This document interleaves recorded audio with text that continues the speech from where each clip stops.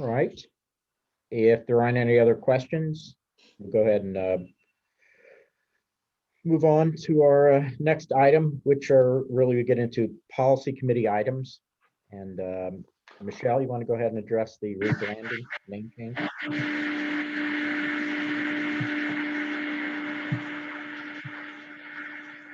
I'm going to try to mute folks to see. Okay. So yes, our district rebranding, as you know, we I believe we spoke about this last in November at that meeting. Our whole department is going through a rebranding process, and the Recycling and Solid Waste District put in the option of asking for help from this company to offer some name changes. And so they have come up with some names for us, and these were included as an attachment, but I'm going to go ahead and share the presentation that they created. And so these are a few of the names that they came up with. And just to start off, we don't have to change our name. We can stay with the Hamilton County Recycling and Solid Waste District if we choose. These are just some options that we have. And so the idea behind changing our name would be to shorten it, make it easier for the public to remember, to understand what we do, to not think that we work with sewage. But it's a very difficult name to remember. And sometimes, and I know Karen mentioned last time when she tells people what policy committee she's on, it's hard to even remember what the name is. So it is a long name. We recognize that. We would like it to be more memorable and easier to understand. We would like the emphasis to be on, reducing waste and reusing and recycling. And so we want to explain what we do in our name, but when you're talking about shortening your name, that is a difficult task. So a few of the options that they came up with, these are, you can read through these slides. This is just kind of some of what they were thinking about when they were coming up with, their creative process. So a few of the options, Impact Zero or Impact Zero Experts would be one name, and then we would have the of Hamilton County on there to explain that our geographic area. And this really goes to the concept of zero waste, that is our ultimate goal, is kind of our aspirational goal of going to zero waste. So Impact Zero is one. The other name that they came up with was Sustainable, and so having the capital A on there, Hamilton County. And this really plays on the sustainability idea, and is another option. Sustainability is central to what we do, and certainly is part of our philosophy. So that is an option, Sustainable.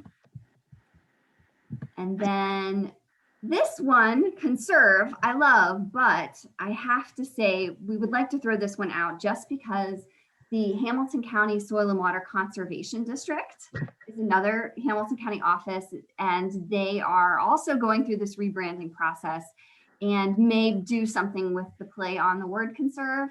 So I would hate to confuse residents by them having conserve as their name and us having conserve as our name, or anything around that conservation. So I would strongly suggest we don't go with the conserve concept, although I love the play on serve, public service and serve. I don't think it's a good idea. So the last one would be Hamilton County Resource, with the source being capitalized. And this is a play on the word resource. So, we're conserving resources. So the metal and the timber and all of the resources that we conserve when we reduce, reuse, and recycle. But we're also a resource. So we are a resource for technical assistance and guidance for residents of Hamilton County. So that's where the Hamilton County Resource plays in. When we did a poll, not a poll of and kind of calling our some people within the county and out of the county, just to kind of get a feeling of what people outside of our agency thought of the name. R3Source was the one that came to the top. And when we discussed it with Hamilton County Recycling and Solid Waste District staff, R3Source was the one name that came to the top. So that's why we're suggesting that name, because it was voted most popular by those two groups. However, we also, like I said in the beginning, have the option of not changing our name. So we can go with Hamilton County Recycling and Solid Waste District. And before I hand this over for discussion, I do want to reiterate that we're in this process of rebranding so that we can have a fresh brand when we roll out our website. And so the company who's doing our branding needs our name in order to create the logo and the brand. And then we need that brand in order to create the website. So this really isn't a decision that we can put off, because it will push all of the timelines for starting our website and getting that launched. It will push it off considerably. So I would strongly suggest picking one of these names, or just keeping our name the same so that we can stay on the timeline for those. So with that, I also have Tom and Joy from our communications department on the line. So I will stop sharing, and they are also here to answer questions.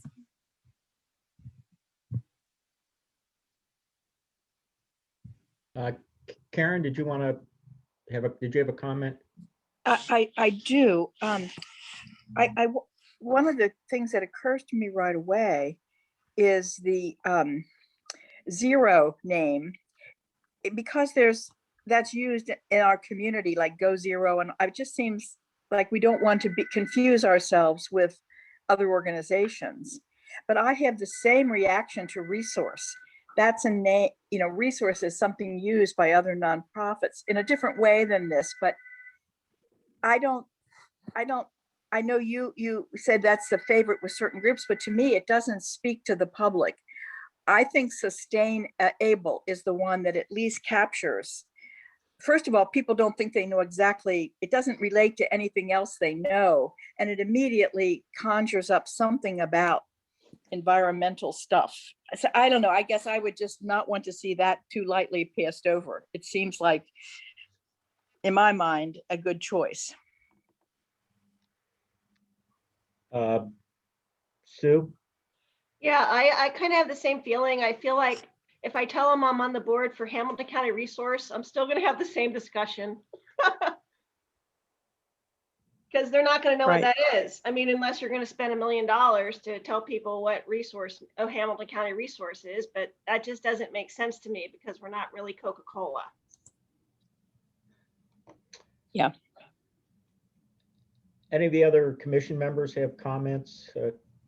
Or I'm sorry, policy committee members? Commissioner Driehaus, Commissioner Kesterman, do you have any thoughts on this? So I agree that the previous name makes me think of sewage. No offense to anybody, but yes, when I think about solid waste, that's what I think of.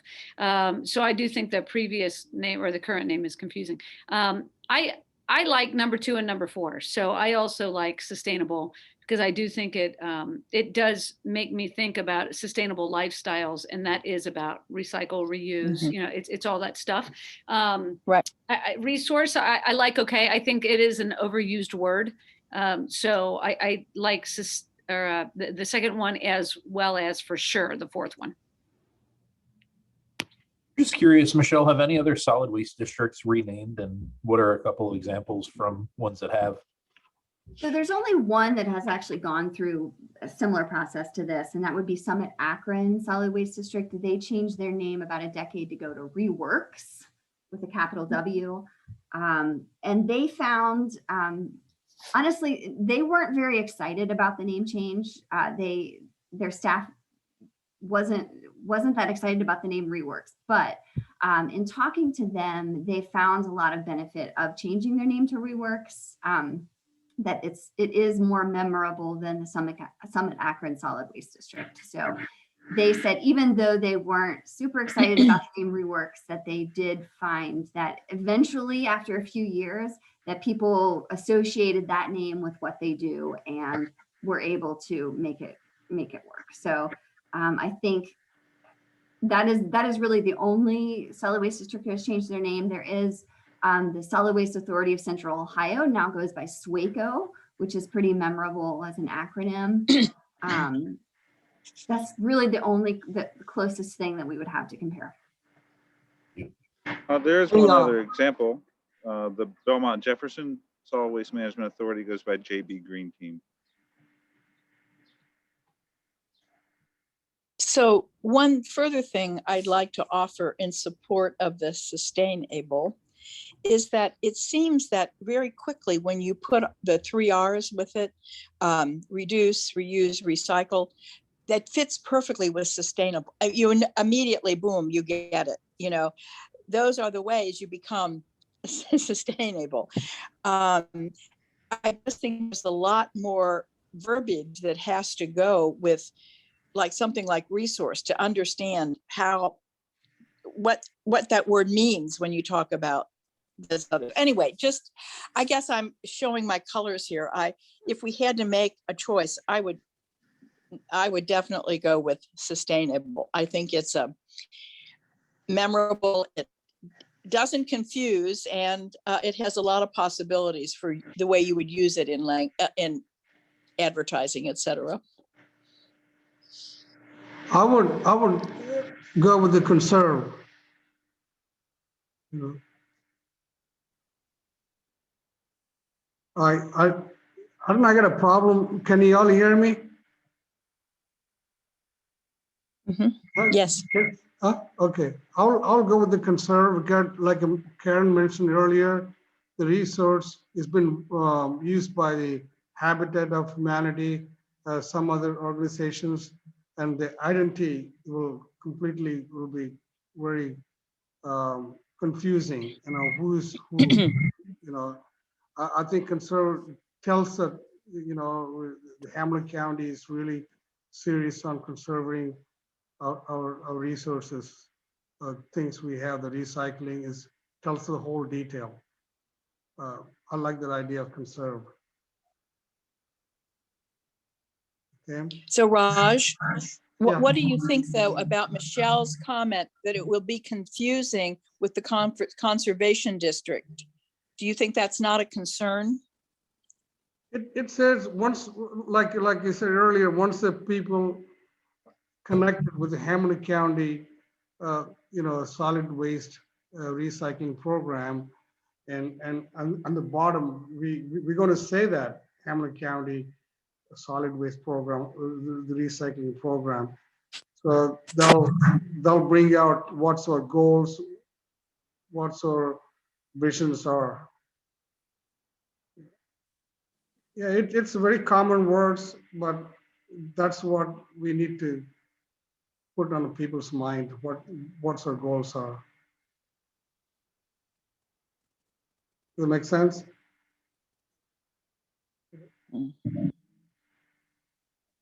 So I gave some thought to this as well, but let me preference my comments by saying, so first of all, this is coming from an engineer, and second of all, our company's name is SCS Engineer, so that like tells you nothing about what we really do.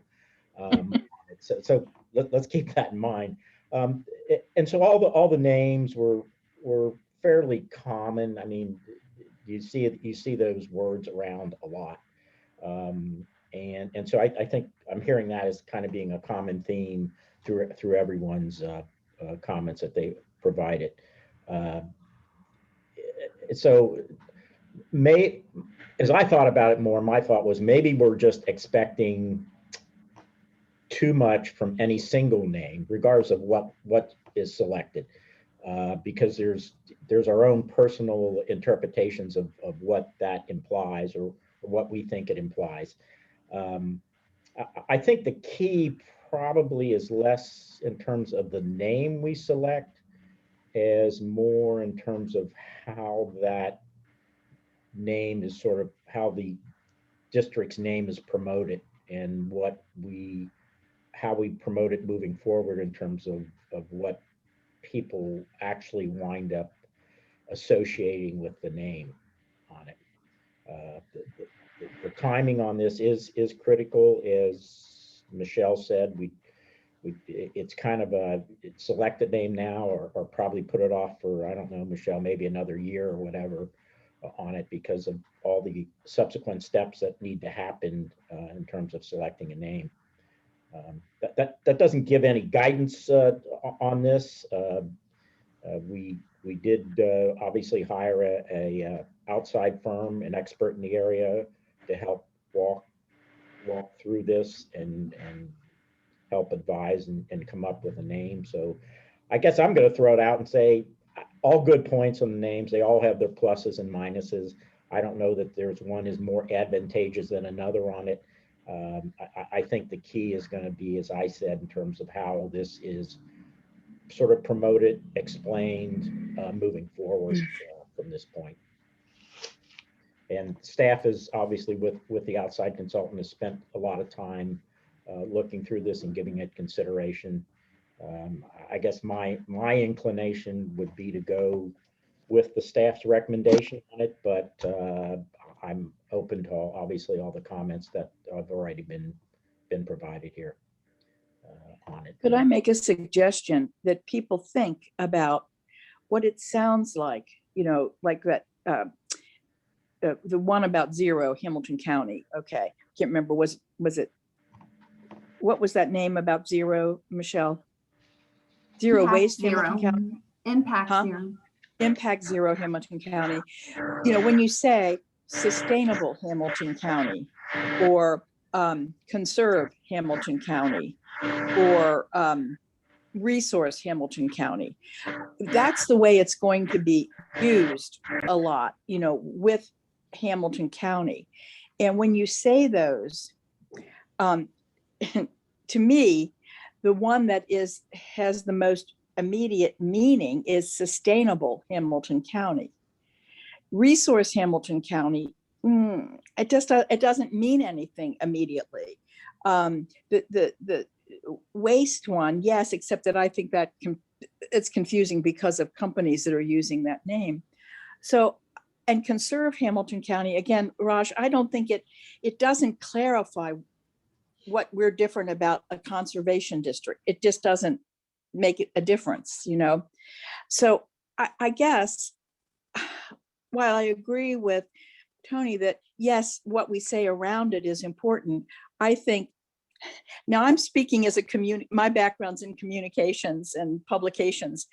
I just see sustainable having so much more possibility than these other names in terms of what marketers can do with it, what advertising experts can do with it. I just think it has a lot of possibility. And I would just, so I don't think it's exactly equal to the rest, in my opinion. Now that's coming from my background. I know, you mentioned your engineering. Well, I'm the communicator, editor, writer. So I just think it's a good name. Good afternoon. This is Joy Landry. I'm a member of the department's communications team. And if I could, I wanted to share a few more thoughts that I hope will help you make a decision. So with regards to conserve, as Michelle has pointed out, the challenge with that is I have talked with Hamilton County Soil and Water Conservation District, and they are currently leaning towards heavily going to Hamilton County Conservation District, and then having their logo graphically, visually represent the soil and water aspect of what they do. So I say this because I almost feel like that name is quote taken, and I wanted to share that with you for your consideration. Like Karen, I'll admit my bias. I do like sustainable, and what I like about that is it's kind of a call to action, and I find it sounds positive, like we are able to sustain waste reduction habits and recycling habits. So I wanted to throw that out there. On resource, I'm going to credit one of my colleagues, Mary with the recycling district. A good point that she made about this is it does fall in line with the 3 R's. So she felt like when she went to a business to encourage them to work on green initiatives, it falls in line for her with recycling, reducing, reusing, and resource as far as protecting resources. So I wanted to put that out there. And then finally, just big picture, we have really given you quite a challenge. We are asking you this afternoon, if possible, to commit to a new name without the benefit of seeing the visuals. And so having said that, if you are able to make this decision, the next step is that we trust our consultant, a company called the Creative Department, to really bring this to life visually. And then a third point is there's also the possibility of adding a tagline that kind of helps explain it, so that for that first year or two, the name may appear with the tagline until people start to become familiar and, quote, get it. And then, you know, rebranding can take time. It won't happen in a matter of months. It may take a couple of years to stick. So I hope some of these comments are helpful to the group, and thank you for, you know, for your consideration of the idea. We appreciate it. Sue? So I'm kind of inclined to go more the direction of Hamilton County Soil and Water Conservation District, and maybe just go towards Hamilton County Recycling or Hamilton County 3Rs. I mean, when you say Hamilton County 3Rs, that just 3Rs means reduce, reuse, recycle. It's kind of, it's already a common, people already know what that means for the most part. I think if you were to do a general study or ask them, and really, if saying solid waste is confusing, just don't say it. Hamilton County Recycling. But I would want to, like, if we had more time, I would want to like Google Hamilton County resource and see what comes up and what are the other resource things that we're going to conflict with. I have no idea what other what other things that people would confuse that with, because there's really no time to give it a little more thought and just Google it. Real quick, Sue, on that note, we have in fact checked, because part of this would be the possibility of, we would rename our website. And so my colleague, Tom Moore, checked for us to make sure that HamiltonCountyResource.org would be available. So just wanted to share that piece of the puzzle with you. Okay. Good to know.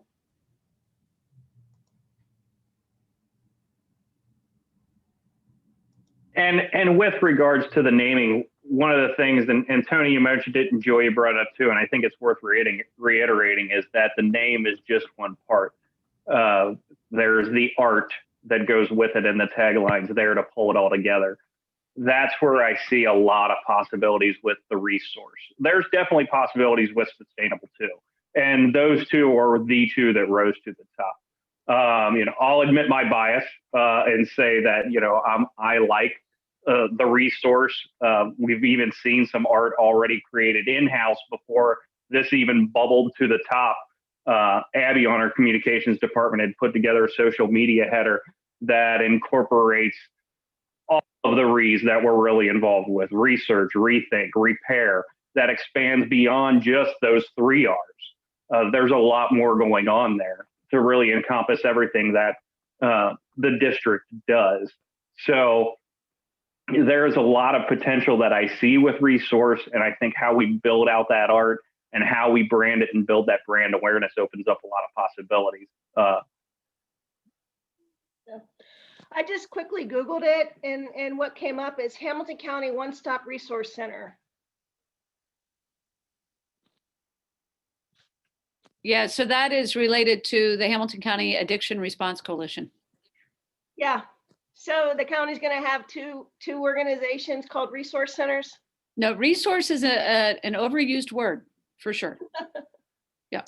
And this is Brad Johnson. I'm the director here. I did reach out to Trina Jackson regarding that issue, and Trina was perfectly fine with us going with the resource name. She said she would just want to be a part of the process so we could reduce confusion amongst the two groups. Yeah. And just one other note kind of on the naming and how it flows, just because I had this conversation briefly while on a shoot helping out the administration side. So the one person that I spoke with there was really liking the idea of it being the Hamilton County in front. So it would read out, you know, Hamilton County Resource. Whereas for flowing and name wise, it would be the flip with sustainable. I think that one works best is if you have it as sustainable Hamilton County and title it out that way. Whereas it would be the flip with the Hamilton County first if you went with resource.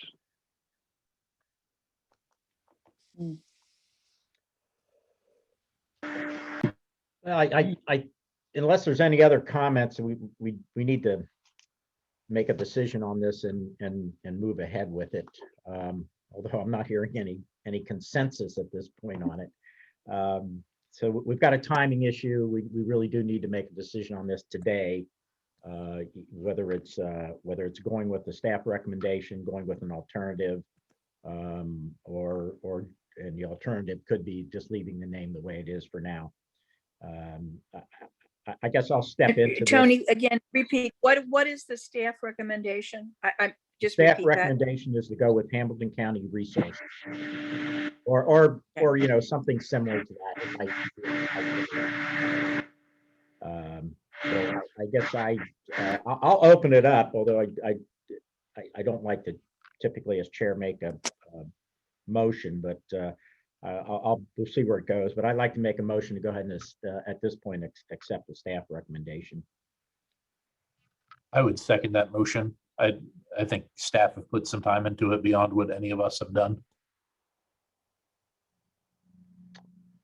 So Susan, we have a motion and a second there. Any further discussion on it? I just think it's too fast, too quick. What do you, I'm sorry, so I don't quite understand what your point is. Well, I think like there's going to be a lot of confusion with one-stop shop resource center and having another Hamilton County resource thing. I just think this is we're jumping into something here that I don't think it's going to be easy. I don't think it's not going to save that long discussion we have to have. So. What is the timing issue here? Why I agree. Why do we have to decide this one today? Michelle, do you want to explain that? I was going to hand that over to Tom to explain. Yeah. Tom, can you explain that a little bit better than me? Sure. So the kind of condensed version of this is that the branding and the website development are two projects that are running on parallel tracks. So the primary objective is to launch the new sites with the new branding in place. So the way the timelines work out right now is if we don't reach an agreement on a branding name, we will not be able to have the new logos in place by when they're needed, which is late next month. If we don't have those and we push that to another 2 months down the road, the websites will not be able to launch with the new logos when they're slated to launch in August, which will definitely impact the communication plans with those and will lead more than likely to not only increased time, but increased cost, because what we'd be looking at is then having to work with the current logos to build out the sites and get those out and launched, and then having to go back to the website vendor partner and in a very short window, then rebrand the color palettes and all the logos for all three websites. So those websites are currently slated to launch based on the branding timeline in August, but that timeline is contingent upon them having the final logos in-house to do their work by late April. Tom, I want to say, I think this is a false problem. I understand it's only if you say you've got to stick to all those other deadlines. I mean, I've been involved in renaming organizations before, and I've never seen a thing where you make a decision, here are 4 choices, decide today. I've always seen art connected with them, how this would possibly be developed a little bit, not extensively, but some idea of what this is going to look like on the website or in a logo. I mean, I think this is an unrealistic thing to ask us to decide today. I really agree with Sue on that. And I mean, if it doesn't fit the timeline of the website launch, I don't think that's a problem that we should worry about right now. I think it's more important to get a name that we're sure is a good investment. Because if we put a name on the website and develop everything around it, and then we find out, well, this is confusing and people don't get it, or it's got problems we didn't anticipate, I think that's just setting us up for more problems down the road. Raj, you're on mute.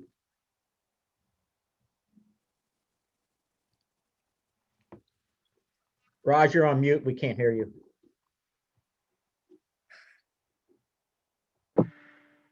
I'm getting that the messages, you've been unmuted, you know, the host unmuted. What's going on? Can you hear me? We can hear you now, yes. Yes. Oh, okay. Anyway,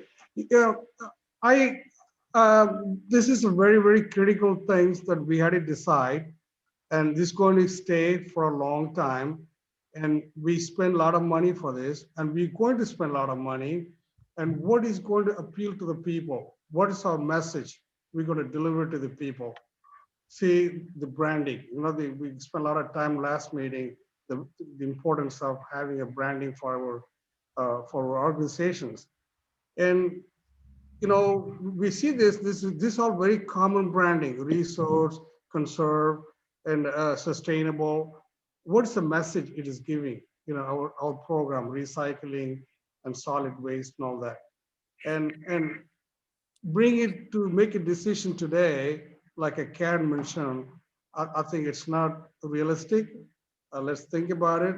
You know, if you build the website around that, it's a very critical component. So we need to come up with some solid name branding. Like people say, sustainable is good, conserve is good, resource good. These are the commonly used branding names for most of the organizations, like Commissioner mentioned about the resource. So I don't know, we can make a decision today on this. I think we should wait, probably go back to the consultant, say, come up with some other names. So I'm hearing a straw vote there. There's 4 no's against the motion. And with that in mind, I'd be willing to withdraw the motion. I think the way this works, Greg, if I recall this correctly, I think you have to withdraw your second and I have to withdraw my motion. Not a problem. Okay. So let's Tony, do that. I would maybe, one way to address the timeline issue would be if the consultants could come up with something that would help us better understand how these names would work. Maybe we wouldn't have to wait 2 months to come back together. Maybe we could meet next month. You know, maybe there'd be a way to help that this just wouldn't push it so far into the future. I don't know, you know, but I think I agree that we need to take a little more time to think about this, and we need some more input about the names. Yeah, Karen, I would be very surprised if the consultant could come back with, in that quick of a time frame, with alternatives what they already presented, and then have the kind of that background information. Well, not alternative names. I don't know. I'm not saying about alternative names. I'm saying ways of fleshing out the names that we're talking about, resource or sustainable. Those seem to be the 2 that have caught people's interest. I don't think it would take longer than a month. I really don't. I think they could come up with something that would help us understand how this might work as a logo, how this would work as a banner on a website. I just don't think it would be that. I don't think we're asking that much of them. We can have a special meeting if necessarily only on this topic, maybe for a month. The gentleman said in 2 months they had to have that website built, and maybe we'll have a special meeting only on this topic. Gathered up all the committee members. Will meantime the consultant could reach us, each members, explain what's they're thinking about their branding recommendations. Yeah. Maybe to come up with a couple more names Uh, Michelle and Tom gonna kind of put you on the spot here and kind of back into this a little bit with Karen's comment that hearing the comments from the policy committee, it appears we maybe have at least narrowed it down to two options on it. And so does it make sense to go back to the consultant with that, saying that here's a direction that the policy committee has provided. It's really down to two names, but more detail is needed on how those individual names might be implemented, what the bylines might look like, that kind of thing. So Michelle and Tom, if you want to give us a little direction on that, I think that might be helpful. We can certainly ask that of them, and I mean, there may be an additional cost. I don't imagine it would be that much more, but we can certainly ask them to come up with the taglines and the look for the two different names. Tom, do you think that's doable in a month to have a special meeting in April? That would certainly be my hope. I honestly, we would just need to get a hold of Lauren over at Creative Department and quickly and have that conversation with her and find out for sure. I don't want to commit to it without having the chance to talk with Lauren over at CD. But I would definitely try to push for that. Yeah. Policy committee members, did I characterize that appropriately? That I think we're giving the staff some direction here in terms of saying, let's narrow it down to these two names, take a further deep dive into that, and then come back to us after you've had a chance to discuss it with the outside consultant. Sue? Yeah, like I think sustainable or sustain is descriptive, but that sustainable thing, I just don't like.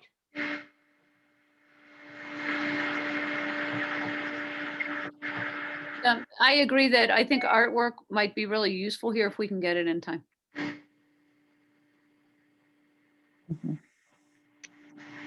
Well, I guess to wrap this up, I think we're down to, we're really trying to wordsmith some things at this point, but I think the direction that the policy committee, the consensus on it, I think next step and at least narrow it down to whether it's sustainable or sustainability or whatever, to take another look back on that. So, Susan, I don't think the motion was, and the second have been withdrawn. I don't think we need a formal motion at this point. Request the staff go back and take another look at it based upon sort of the comments, narrowing the names down that they've heard out of the policy committee members. One thing that you might go back to the consultants, when I look down at the next thing where they talk about all of the sort of, points that can be mentioned with regard to the rebranding, whether it's about it's for profit, it reduces pollution, all of those sort of circle things. The one thing that seemed to be missing to me in those circles, you're all hearing a real buzz. I'm hearing a buzz. The one thing that seemed to be missing was something about the economy, whether it's something like juice our economy or boost our economy or something. But it seems to me that all of this has to do with helping our economy by creating markets, by all of that. And I don't know if that can be boiled down to a quick thing, but I think that would be a real advantage if we can tie this in some way to having an economic impact for the county.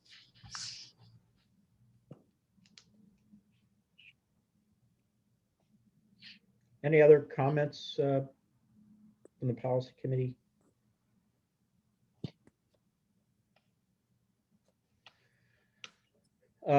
Michelle, have you gotten enough comments to try to go back for I guess it'd be you, Tom. I don't know how. I guess Joy's involved in your outside consultant to think about a little more and come back to the policy committee.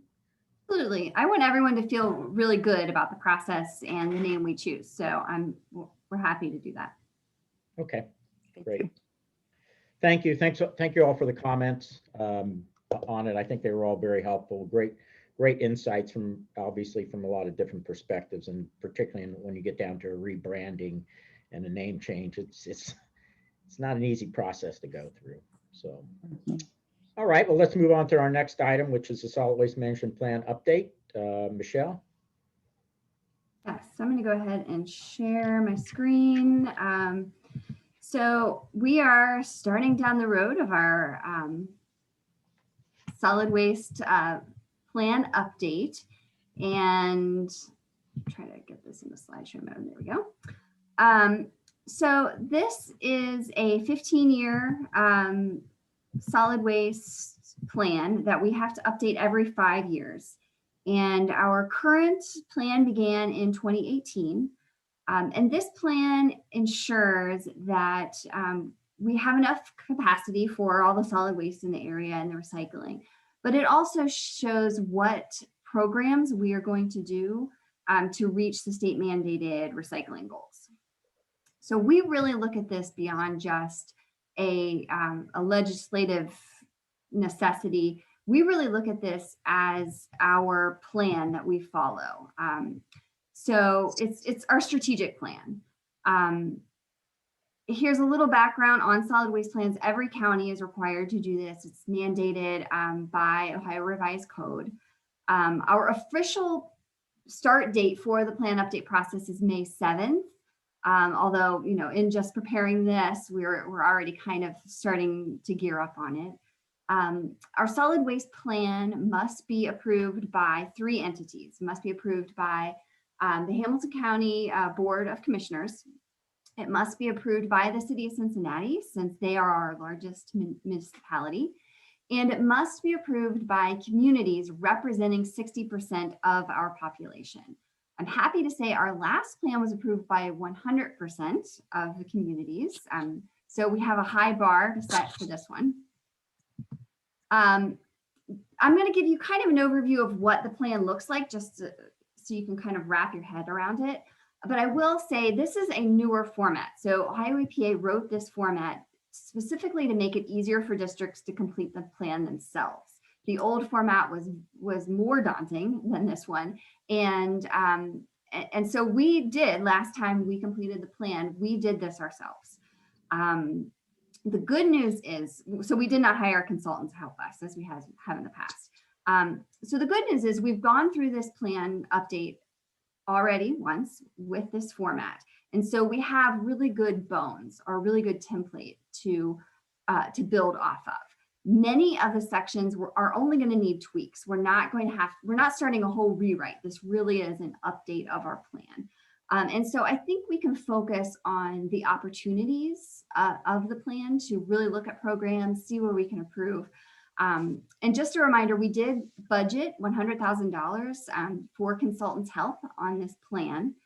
And so what I'm going to go over and really focus on are the areas that I think have the greatest opportunity that we could bring in a consultant and really use that to its fullest advantage.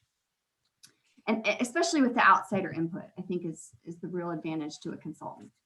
So in the plan, there are 6 chapters. The chapters are really the meat that you see in the beginning. However, this is actually the last part that you write.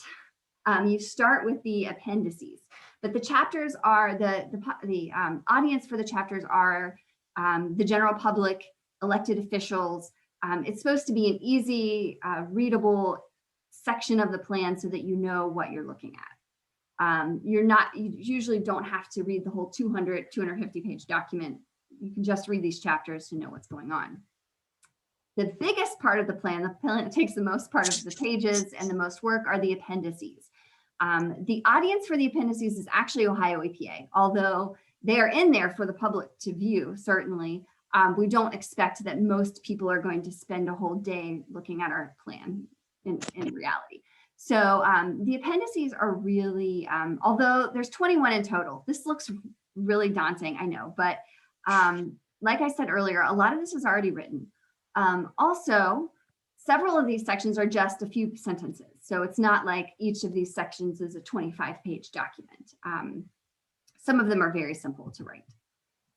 So the two areas that I think we could use a consultant to the greatest advantage would be in Appendix H and Appendix I. So Appendix H is actually the longest of the appendices.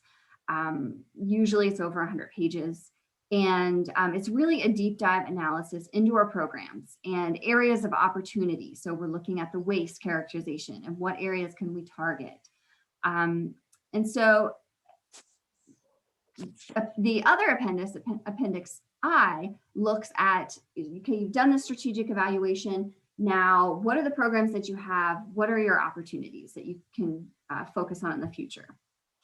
So these two areas I think would be helpful to bring in a consultant. So these are all of the different sections, different analyses involved in Appendix H. The ones that I've highlighted here on the screen are the ones that I'm recommending we bring in a consultant to help with and to write. And I've spent a lot of time thinking about this, and I certainly don't want to put a burden on staff of how much we are able to take on in addition to doing our programs. However, a lot of these sections, for example, the residential recycling infrastructure analysis, our infrastructure has not changed that much since our last plan. So there is some tweaks we'd have to make, but it's not an overwhelming analysis. We're not going to really have to rewrite that. So I'm going to go through each of these sections that I think would be helpful and why I think it would be helpful. So the commercial and the industrial, last time we combined them into a business sector analysis. So I'm recommending we do that again. It worked really well. And I think bringing in an outside consultant for this, we would be able to really look at the makeup of businesses in Hamilton County, what would be some recommendations that they would have to focus our business programs on. And then we could also do a spotlight on multifamily, which is technically considered in the commercial sector. And so I think that there's a lot of opportunity here.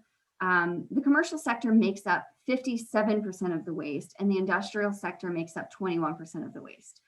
However, most of our programs focus on residential. So we have a really big opportunity to reduce waste by focusing more on the commercial sector. And I think just having a consultant look at our commercial programs and the commercial landscape of the county would be really beneficial. The next section would be the waste composition analysis. So this is where you look at the available data on the waste composition and talk about what areas are potential opportunities. And so I'm not necessarily recommending we do a waste composition study at the landfill. Franklin County actually just did an in-depth 4-season landfill study at the Franklin County landfill, which I imagine has similar makeup to what's going into Rumpke landfill.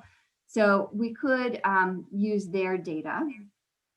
We could also focus on organics, because I know that's going to be a big section on the waste composition. We also have recommendations from different organizations that we've worked with in the organics realm. So we have Beyond 34, we have the NRDC, CET, which received a US EPA grant to work in our area on food waste. So we have a lot of stakeholders to engage in this area, and I think that it would be helpful to have an outside consultant do this. I also think this, looking at our waste composition, would be a great opportunity for us to set a diversion goal. So right now we are exceeding the state mandated goals. And I think it would be helpful for us to have a goal that we are trying to reach, rather than just blanketly, we're trying to divert more waste, actually have a measurable goal. So we, for example, I'm not saying this should be our goal, but for example, we are going to reach 75% diversion by the year 2030. And this is our plan for how we're going to do it. I think that that would be a really helpful piece of this plan.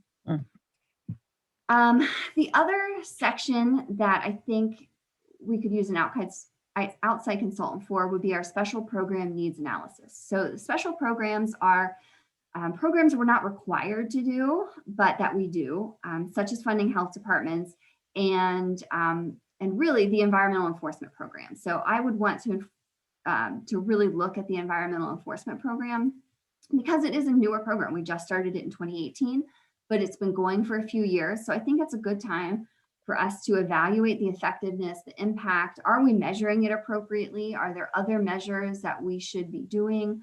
Are we promoting it enough? Are there things that we could be doing to improve this program? Or is it going really well and it's shining compared to other examples in the state? So I think it would be worthwhile to really deep dive into that.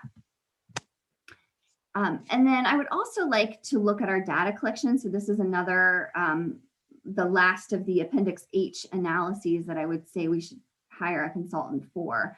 And this is really how we collect data for our annual commercial survey and then our industrial survey. I think that there is room for improvements and efficiencies, and that's probably because we're doing it right now and I feel like we could be doing it better. But I feel like it would be helpful to have an outside consultant look at that, look at how other districts collect data. Are there tools such as Retrack as a software some districts use that we should be looking at and being able to pull in better data than we are? So that's the data collection analysis. So that's Appendix H. Now we move into Appendix I, which is the other section that I would say would be helpful.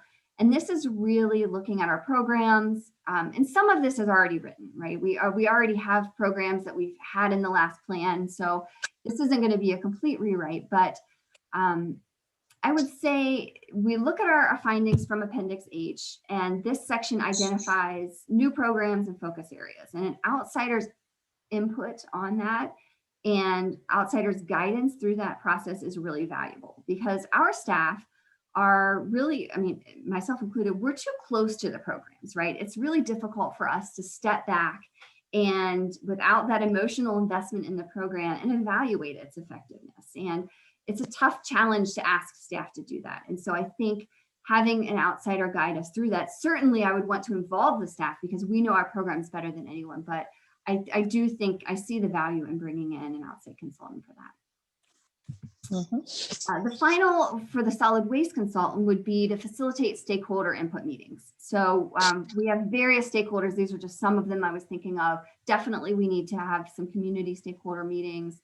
And this picture was obviously before, we had COVID and we weren't allowed to be in a room like this. So I imagine a lot of the stakeholder meetings are going to be virtual, but being able to have someone else facilitate those conversations and certainly have staff there, and I would be there to answer questions, but having someone else guide those conversations is, in the same way the last slide was beneficial. I think it would be beneficial to have that help.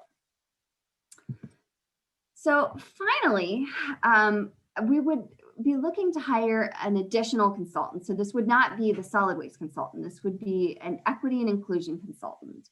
And this would be evaluating our current programs, our proposed district programs, and looking at how effective we are with communications and outreach, and seeing, are there potential changes that we can make? Are there policies? Are there new metrics we need to be evaluating in order to make sure that we are, all of our programs are available and inclusive to all Hamilton County residents? And to be honest, the district has never gone through this process. In fact, no district in Ohio has. This is not part of the solid waste plan process. We don't have to do this. But I feel like it would be a really valuable process. And how it would work, or how I'm thinking that we would go about it, because this is totally new. This is not my area of expertise. We do have the Hamilton County Office of Equity and Inclusion. And so what we would do is first meet with the director, Robert Bell, and get his input on this idea. And if there are any local consulting firms that would be good to reach out to about this, or, I mean, we could possibly work with someone who's not local because we do so much virtual these days anyway. But getting his input, I think, would be a good first step. And then we may even have work with a consultant to put together the RFP of what does this process even look like? At what stages do we bring them in? Where are we going to get the most benefit and really be able to evaluate our programs on this level? So that's what we're looking at with the equity and inclusion consultant. So this is our plan for the plan. What I'm looking for you today would be input on the sections where we're planning on hiring an outside consultant. So, this certainly expect pretty much every policy committee meeting for the next year that we're going to be talking about the plan. And I'm going to be bringing you pieces that we've been working on for your input. I even see opportunities for a special committee, which we can talk about, in a future policy committee meeting. But what I'm really looking for your input on today is, do you feel like this is a good way to move forward? And or do you have any other ideas? I'm going to quit sharing my screen if I can figure that out. And I'll just open it up.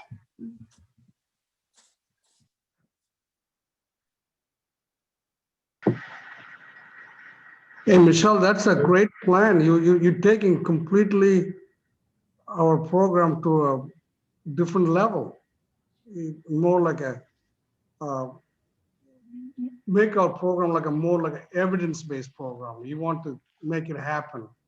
And it's a very, you're completely enlarging our program. And also you want the result, whether the program works or not. And that's the only way we can improve our program. I think you're taking completely one step higher level. That's very admirable.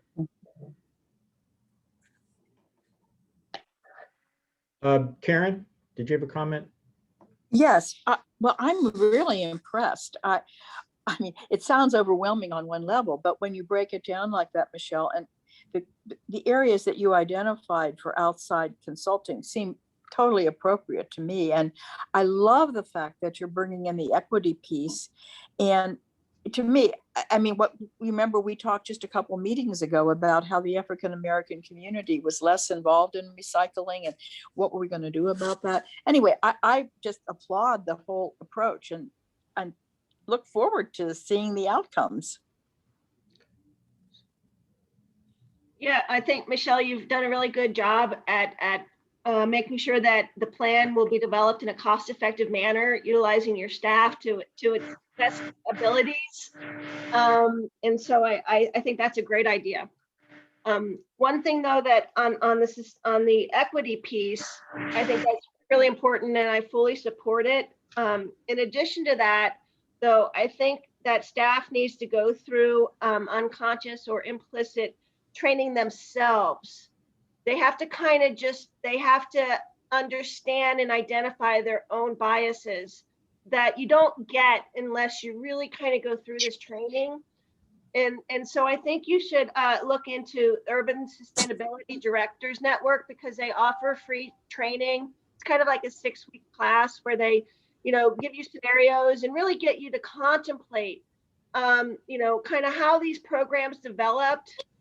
And, I think when you do, you're going to find that your programs are, or I should say our programs, are really designed to address those single family households. And because of economic pressures, most of those single family households are white.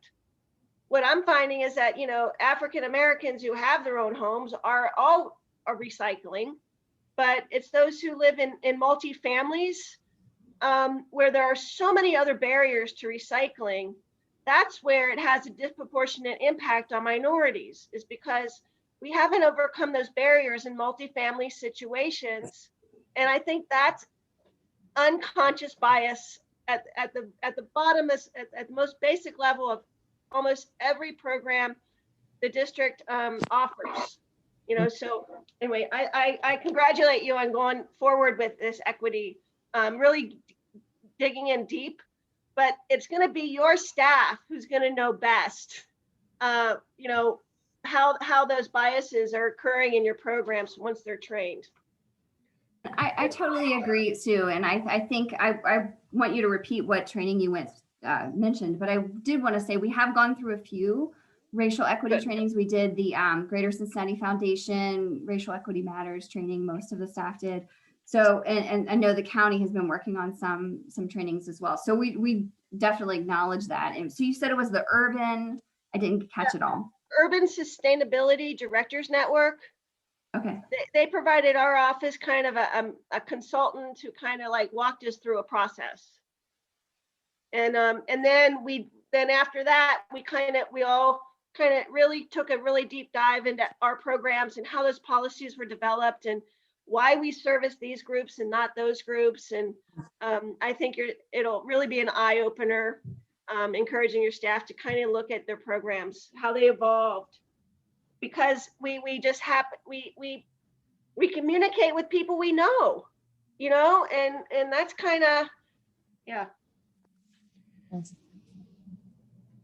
All right, thank you, Sue. Thanks, Karen. Raj, I don't know if you have any other comments, but Commissioner Kesterman, do you have any comments?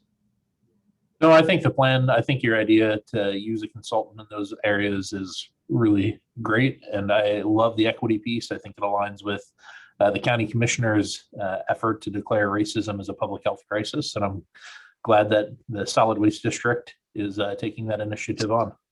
Okay. Commissioner Driehaus, I know this whole process is your first time into it, but I don't know if you had any comments you'd like to provide at this time.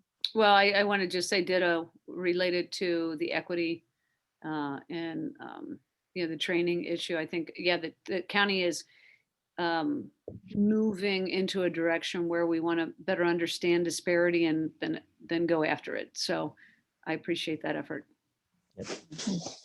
Michelle, you've already identified that you need an outside consultant for the equity and inclusion provision on this. I think that consultant would be, hopefully they would have the expertise to maybe advise you on training for your staff, rather than us sitting here telling you that, well, this is what we think you need on your training.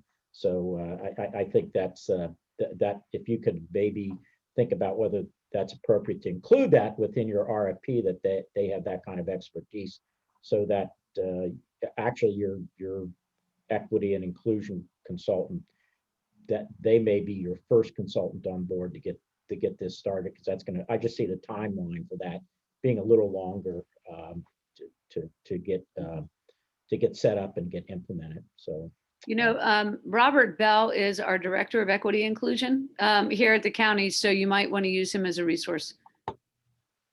We are doing training ourselves, so either Frank Spataro or Robert Bell probably should be the first call.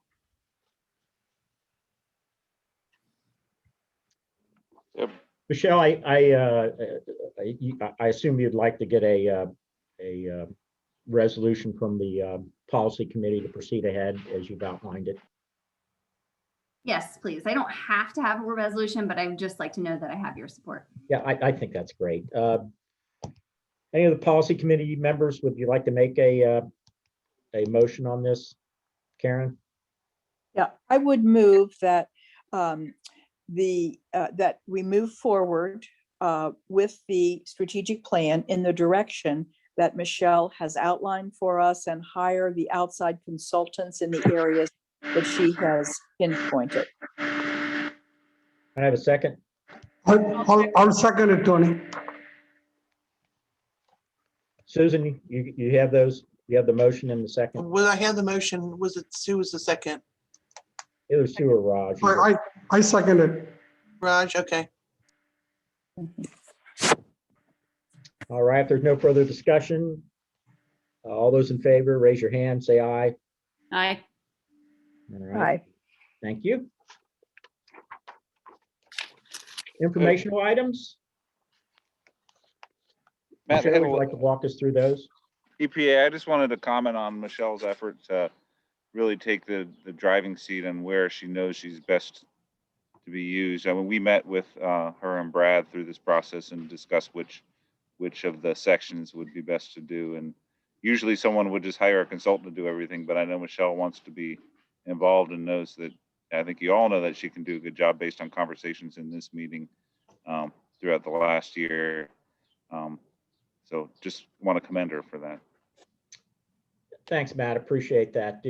Matt, the one comment that Michelle made about she wasn't aware of any other solid waste districts that have stepped up to include an equity and inclusion aspect into the plan update. Have you seen anything just in your working This is the first I've seen it done at the solid waste district, or at that level anyway. So I imagine we'll be seeing more of it.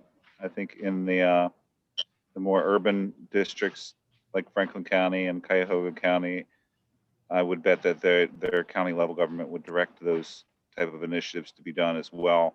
I think Hamilton County is just the first one to come in with the plan, and you guys are the trendsetters. That's great. Yeah, Michelle, I think this fits very well with, going back months ago, we had this discussion, and obviously the Hamilton County had already kicked off their equity and inclusion program some time ago. So this all fits very well. So, all right. Waste Reduction Innovation Grant. I guess you can give us an update on that, Michelle. We approved 2 grants since the last meeting, and those are the Better Bin Compost Company and Back to the Dirt. So both composting grants.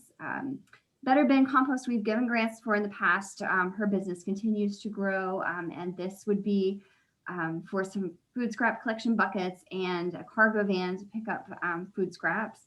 And then the Back to the Dirt is a new business, a new small business that is going to be building a small worm composting system and collecting food scraps from local restaurants. So it is really exciting to see all of these small scale composting. So I mean, under 500 square feet operations. There's a lot of energy in that space.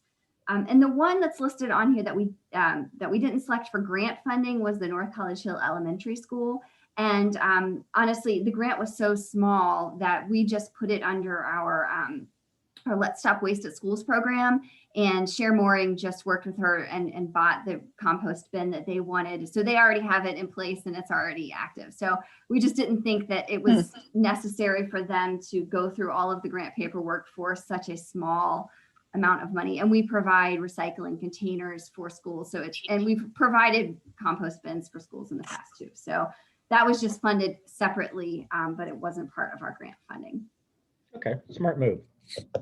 Yeah, I agree. That was a smart move because all the paperwork involved with issuing these grants for that amount of money, when we have the ability to just, give it to them and oversee it, I think that's a smarter way to go. Thanks.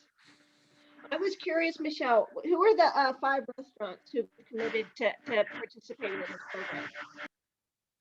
I'm sorry, Sue, you were breaking up a little bit. You asked who are the 5 restaurants who have committed to be in the Back to Dirt program? I'm not sure. Cher, do you know who the 5 restaurants were? Did she list that in her application? I don't remember. No, and I think that's her goal, is to get 5 restaurants Cool. Okay. that are in her area. I don't know that she has any commitment yet. Okay. She's in the Mount Washington area. That was my next question. Thank you.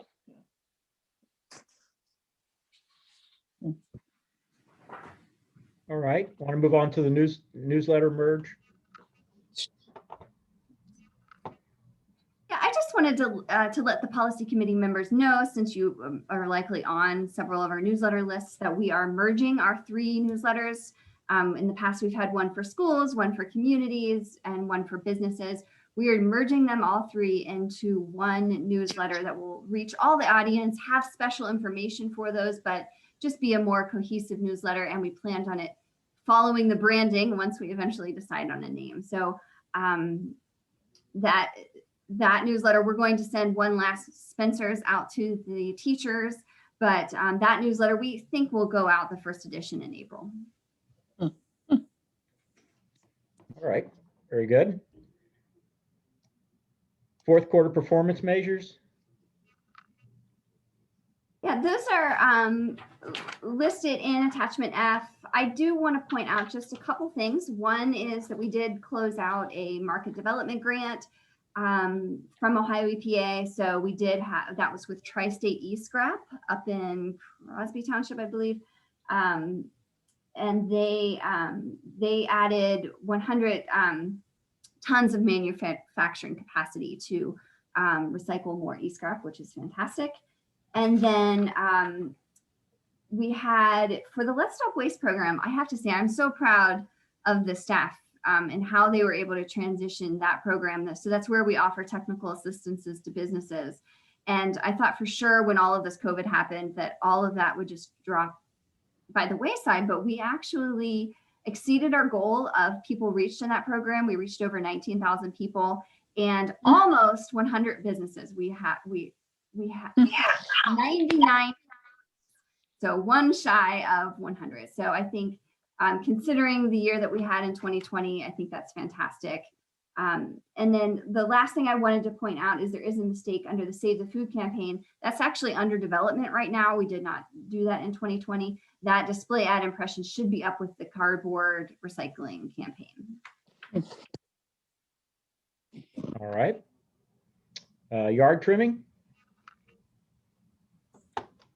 Just that the yard trimming sites are going to be opening soon and on March 27th. And two of the sites that are operated by Rumpke, they are changing their hours. So all of that information all of the details on that are available on our website.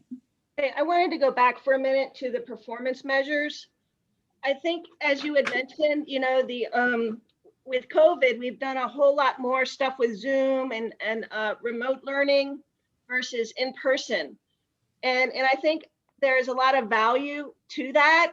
And so I would potentially like to see tracking of how many presentations you're doing virtually versus how many you're doing in person moving forward. Because I don't want to just revert back into all in person, because I think there are significant cost and environmental savings for certain populations to continue doing remote learning using technology. So to know if that is true, we have to track it. We certainly could do that. So we could add, you know, whether this was virtual or in person. I'll tell you, it's all virtual right now. Okay. But we have invested in a webinar capability for the next year. So we have that ability to offer virtual webinars. Good. Okay, so 100% of this report is virtual. Well, we were in person January and February and most of March, so not 100%. Okay, so yeah, okay. So at least so when I do look at probably at second and third and fourth, then they are essentially, everything is okay, good. And Michelle, going off of Sue's comments there, have you given thought to what maybe I'll call combined presentations where they are in person, but you also can broadcast those virtually as well? That's a great idea. I think we're slowly coming out of the of having to do everything virtually, and maybe by the summer we could be doing some in person. But I agree with Sue that I think keeping some virtual capacity would be smart. So yeah, that's a good idea to both broadcast it virtually and have some in person. Yeah, that can be a little challenging if the in-person is not based in your office there, but a lot of communities have some very nice facilities where you could have a virtual and in-person at the same time. So, and that might be very attractive to local communities where they really like to see that. So, all right, I'm sorry. Let's see, I guess we're down to environmental enforcement program. Michelle, were you going to do that, or Deputy Peak, were you going to make that presentation? It doesn't matter. Go ahead. He can. I just want to point out it's attachment G that we have basically from February of 2020 through February of 2021, just the total cases investigated. So I don't know if you have anything that you'd like to add. I can tell you that February of this year was slow. I'd say it was due to the weather, obviously, because as of yesterday, I already have for the month like 26 complaints. So obviously the snow must have covered the cameras and or the dumpings. It's all gone, and we now realize what we have. Over and above that, busy. I'm very busy. On the 25th of this month, myself and Brad are gonna, I think it's a Microsoft Teams live event involving Ohio EPA's environmental enforcement training, where they have asked me to participate and explain the manner in which I get complaints, who I work with, the court process, how that process goes through the courts, you know, how it's resolved. In addition, my working relationships with other entities, whether it's the city, whether it's the township, et cetera. So we're working on putting together a slideshow presentation to present that next Thursday on the 25th. That's a great idea. I've never heard of that webinar. Is this the first time they're doing it? Do you know, or is this? That's the first time I've been involved. I know I went to Columbus back in 2018, like 2 months onto the job. Michelle, do you know if it's the same? I'm not quite sure. Brad, do you know if it's the same? Not sure. It's my understanding it is the same, but this is the first time that we're going to have any type of presentation on an environmental enforcement program. Great. Brad and Brian, congrats on that. I think that's a great thing to be able to spread your experience around throughout the state. And, appreciate the Sheriff's Department and Brad, appreciate you lending your time to do that. I know everyone's busy these days, and even though it's maybe virtual, it still takes a lot of time for the preparation on that. I had a question. Enforcement? Regarding the enforcement, how are the cameras working out? Is that helping you catch people? Predominantly, Sue, that's the basis of most everything I work off of, whether it be the city or whether it be what you know, Chuck has placed. That's, yeah. I mean, obviously through the tip line, if somebody gives me a tip and on the tip line they have you know, license, make, model, or I've had a few people here this past month even send me photographs from their cell phone, and they'll email them to me once I communicate with them, you know, just to show me, to support what they've observed. But everything, yes, most of the prosecutions that we have that go to court are based on the camera photos, yes. Oh, prosecutions, how many were there for 2020? Is it, yeah. I don't have Successful that with me. prosecutions? I don't have that with me, unfortunately. And Because I see your total cases investigated. Yeah, do you have the spreadsheet in front of you, Sue? Well, I have what's investigated and I have your dots, but Yeah, it doesn't. no, that, yeah, no, that doesn't reflect the same. No, ma'am, no, ma'am. So if you go back to the performance measures, it's in the direct service programs. Okay. The convictions is under there. So it looks like there were 24 in 2020. Okay, cool. That's good. Because really, you know, we want to catch people and get into preventing versus just, you know, cleaning up piles. Yeah. Hey, Brian, I got a question. Are you still have cameras in a Coleraine Township, some of the famous dumping places? We do. Okay. And Also, go ahead. go ahead. You know, we also hired a full-time environmental code enforcement officer, police officer, or the Coleraine officer. I don't know, you'll be aware of that? I've talked to Henry. His name's Henry Boyd. Yes, I've talked to Henry at least 3 times now. On the news about 3 weeks ago, there was a young lady that was driving around Coleraine Township, and she called in, and I think either Fox 19 did a story on it. Ironically, the same day that the Fox 19 story was run, she had sent in a tip, which was the second time she had sent me a tip, and I communicated with her, and we had discussed some of those places. Some of them were repeat places, Raj, as you know, Coleraine gets complaints on. And yes, I've talked to Henry Boyd, which is the Coleraine officer who is going to assume that role. I talked to him the beginning of last week, and he just had a baby, so he's going to be off till about the 1st of next month, and then we're going to, work together on what we have together in Coleraine Township. Yeah, that's great. That's what both of, I know you are overwhelmed with running the beat the whole over the county, so we are focusing. I'm going to say in the next report what our goals are for 2021 strategic.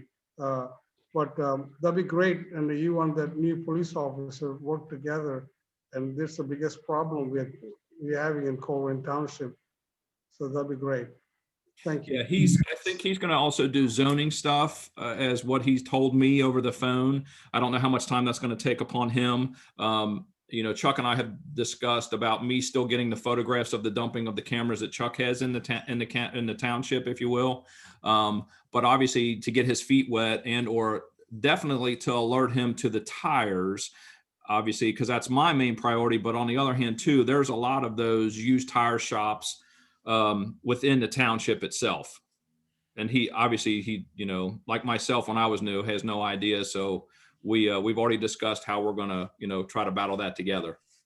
Good. And well, I'll tell you that this is a plan that we're thinking about merging enforcement, the code enforcement with the police department.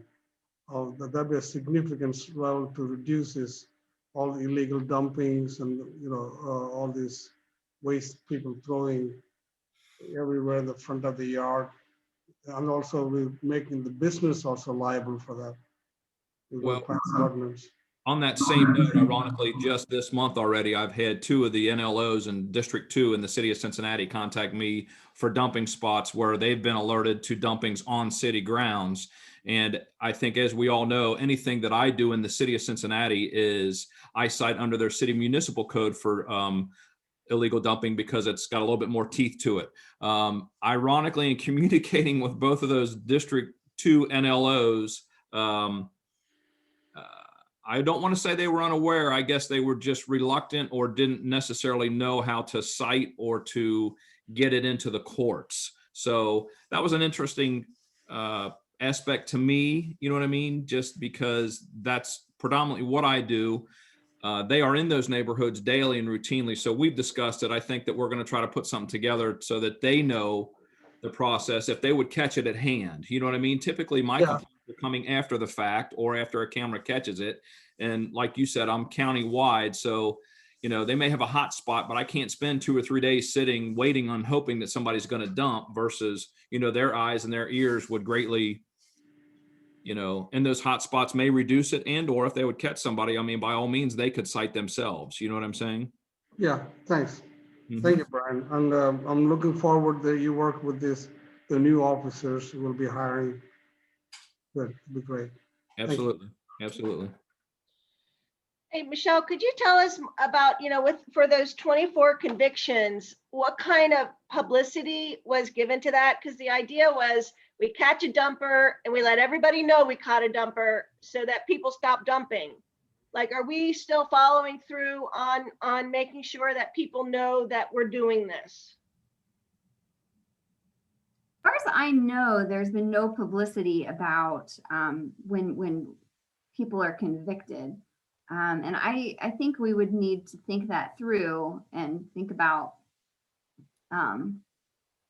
if we want to, you know, when someone's usually convicted of a crime, I don't know if a public agency usually points it out. I don't know. So I think we would need to think of that through. And I don't know, Brian, have we done any kind of publicity of the ones that the cases who have? I don't know of any, Michelle, that we've done where we've made I'll say as the sheriff's offices have done a press release or anything of that nature at all. I haven't been involved with anything that's been county or counties wide in the tri-state either that would have been something that was already put out by the media, if that makes sense. You know what I mean? I just, no, I mean, like what specifically, I guess I'm, well, like, what are you talking about, Sue, as far as reporting to whom? Well, the inquirer idea is that we catch a dumper and then we make sure that people know that we're catching dumpers so that they stop dumping. So what I'm thinking is that we need, and yes, I mean, there are agencies that promote, like, you know, I when I lived in Northside, I used to get sex offenders pictures all the time. They would send them to me, you know, their name and this is how much they weigh and this is their color of their eyes and, you know, they're guilty. The sex offender, that's a completely different registry. That's mandated based upon where they live, that the community is aware. So that's a completely different avenue as far as sex offender registry. You know, and if there's a legal reason that we can't do it, I would like to hear that. But otherwise, I would like to see that we are getting the word out that you're being productive. Right. Aaron, did you have a comment? Yeah, I want to just reinforce that. I think that I would say it could come out of the, our PR department, that, and even if you can't get down to the weight and complexion of the people involved, the fact that, after this many months of this program of code enforcement, this is what the results have been, just as a wrap up, and 24 convictions and blah, blah, blah. But to really toot the horn of the program, and in the process, it does make Sue's point. If you dump, we're gonna do our best to get you. I mean, I just think it's good public relations, and it's a press release. I would think, Michelle, that your office could put together and get out there. I want to see it in the Enquirer. I would weigh in that I think a high level release where you talk about total convictions would be appropriate. I don't personally see any individualized release being appropriate coming from a government agency. I would not support that. Yeah, that's a good point, Greg. I agree with that too. You don't want to get into the nitty gritty details, but you can provide enough details that indicate that, hey, we caught this person. They were either prosecuted or pled guilty, and here was the consequences of what that is. That's usually sufficient information, right, so that people understand there's a very active, effective program out there. Yeah.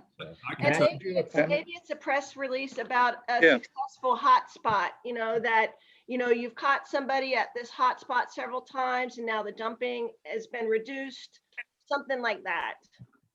Yeah. And the communities where these convictions have occurred. I mean, I just think, I live in Springfield Township, and when I look at the map, there don't apparently be any big dumping problems in my community, but boy, if there were, I would really want to know about it. I just think the PR is an important part of the program. Matt, you had a comment? Yeah, I just wanted to say that I know for some other solid waste districts with enforcement programs, the media aspect is an important part to their program, and that's probably more in a smaller market, like Lawrence, Scioto counties have an enforcement program, and every offense they have, they put the dollar amount that is fined to the person in the local newspapers, and I know they have a really good relationship with the people at the newspapers. So it's very easy for them to get that in there. And that's just, as people have said, that's a major deterrent to get the word out that we're watching, and stop putting stuff at our drop-off recycling bins, So yeah. It's a little bit more difficult in a large market like Cincinnati, though. Michelle, I think we'll leave the details up to you to sort of work that out with your staff, but I think you've got some good suggestions here, the level of detail you can go through in terms of a press release. And I guess don't forget to indicate that, it also takes the whoever is convicted, it takes a lot of their time, possibly attorney's fees, to get involved with it. So the cost is more to that violator than just the cost to remedy the situation, that there's other costs they need to be thinking about and on it as well. So Deputy Peak, again, thanks. I know I say this every meeting, but you and the Sheriff's Department, your level of enthusiasm and effectiveness on this has just been outstanding. Greatly appreciated. One last Go ahead, thought I wanted to mention is if there could be something around the university area during the UC move in months of July and August. Just the dumping just escalates to, it just gets so high. And so if there could be, some type of campaign to make sure all the UC students know that Officer Peak is out here with cameras and he is waiting for them, that I think we could probably help prevent some of that dumping. It seems like the university, I'm sure they're giving students instructions on move in and move out. It seems like they could take a large part in providing that kind of information, and I'm sure they're passing out information on to students about the process, the procedures for moving in and moving out. And, yeah, Daniel Hart could help you sure. disseminate something like that. Yeah. Ironically, Sue, with that being said, right there at 250 William Howard Taft, we, and Chuck can attest to this, is I had at least 3 or 4 of those from last year. But here's the problem. Some of those are showing up in vehicles where I get the registration and the registration is 3 hours away. Obviously, I'm not going to go 3 hours away for a illegal dumping. You know what I mean? I would have to have a confirmation from that individual versus just signing a warrant. But I had probably at least 4 cases of that last year about move out time where they saw the dumpsters right there in the back of 251 Hammond Taft, and it was filled up. Chuck caught them on camera, and I think 3 of the 4 were folks that were out of town, and it's just not, I don't want to say not convenient, but it's just, I'm not going to travel 3 hours just to a site under city ordinance. Brad and I had discussed this, but on another note, going back to fines, every court case and every court claim that I have, when I go to court, I do, when I'm in court, I always on my jacket indicate whether or not the judge issues court costs, which is typically $160 and or a fine. So that would be, Michelle, that would be easy for me to determine if we wanted to put a monetary amount out there in addition to convictions. I mean, that's something we can discuss if you wish, or whatever else you think would be, warranted if you wanted to do an annual, like, Mr. Kesterman said, instead of each individual one. I mean, we could come up with that if that's something that we wanted, or you wanted to promote, or the district wanted to promote based upon fines and fees levied, based upon the people who were caught. All right. Again, some great comments. Appreciate all the comments out of the policy committee members. Good points. So now, Michelle, we're trying to get over you to get all the work done on it. So appreciate it. That wraps up our agenda items there. Any future agenda items? I had a suggestion for a future agenda item, and it's the continuation of work from home and really letting people know that, what the environmental and cost saving benefits are. Because for those who can work from home and can be productive, there are, there's, less road miles, less air pollution. There's less paper waste. There's less carry out food. There's all kinds of environmental benefits from work from home. And I think people who are kind of on the fence of, do we bring everyone back or do we let them stay home? I think we need to give them some ammunition to let people stay home if they're being productive. So I just wanted to bring that up because I think we're at a, this summer, we're going to be at many governments and businesses are going to be at that crossroad. And I want to steer them to the environmental better choices. Maybe one effective way to do that would be both through the website and through the newsletters. Yeah. Yeah, I think that universal newsletter would be perfect for a little attention to this subject. All right. Any other future agenda items? Any other comments out of policy committee members? Yeah, I got. You're on mute, Raj. There you go. Yeah. Okay, can you hear me? Yep. Okay, I want to, we have March 3rd, Colden Township, big Zoom meeting with all the business community. A lot of people participated. We more like a brainstorming what we're going to do in the 2021, our plan, which is, if we all get a chance to read this, or 2021, can you see that? Maybe you cannot see that.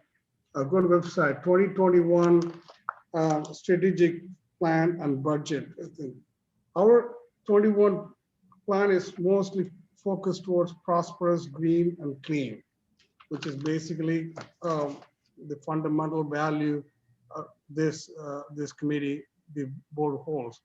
And thanks to Michelle, and she brought another staff, joined our Zoom meeting, and gave her support for our the future goals for the Colden Township.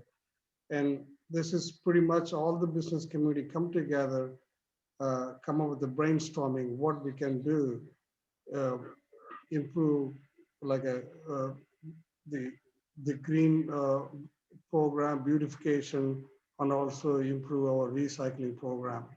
That was very successful, and we're going to have the follow-up meeting, and this is going to be a permanent host of the business community involved in this program. I just want to thank Michelle and the staff you brought, and they were very fundamental in building this program. Thank you. I just want to say that to the committee.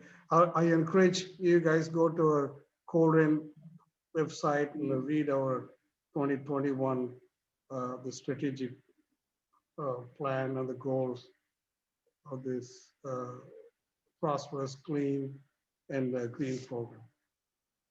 Thank you.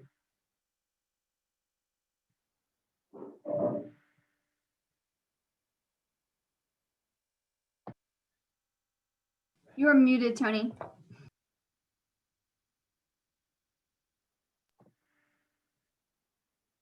Thank you, Michelle. If the policy committee members have not seen, I just wanted to let you know that Michelle has published her second book. It's is it No Waste Composting? Is that right, Michelle? Yeah. So be on the lookout for it. Soon to be released. Want to just congratulate you on that, Michelle. It's that's a great thing to get accomplished, and it's right in the area, obviously, with your dealing. So, and this is actually your, I think you said it was your second publication. So, congratulations to you. Very good, very good, great to see that done. Let's see. I think with that, I don't think that pretty well covers our agenda for the day. For today, the next policy committee meeting is Wednesday, March 19th, same time. We'll still be doing a virtual meeting, 1:30 p.m. And with that, I would entertain a motion for adjournment. I'll move we adjourn.